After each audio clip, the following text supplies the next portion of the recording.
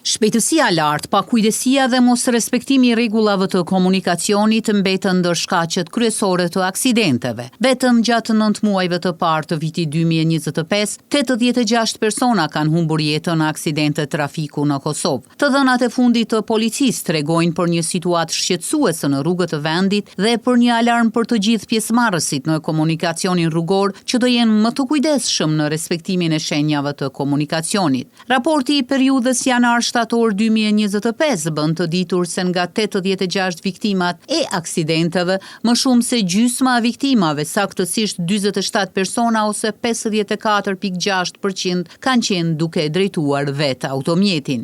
Nga 75 aksidente fatale të regjistruara në këtë periudhë, 29 prej tyre, 38.6% kanë qenë vetë aksidente, që nënkupton se automjeti është përplasur pa përfshirjen e ndonjë mjeti tjetër. Zëdhënësi i Policisë së Kosovës, Daud Hoxha, ka apeluar për kujdes dhe vigjilencë të shtuar, veçanërisht gjatë kohës me kushte të vështira atmosferike si rreshje shiu apo zvoglim të dukshmërisë. Zëdhënësi Hoxha gjithashtu ka bërë thirrje qytetarëve që të tregojnë përgjegjësi më të madhe gjatë ngasjes për të parandaluar humbjen e jetëve në rrugët e vendit. Kujtojmë se vetëm në 24 orë të fundit janë regjistruar 34 aksidente trafiku me të lënduar, ndërsa janë shqiptuar 1438 tiketa trafiku për kundërvajtje në komunikacionin rrugor.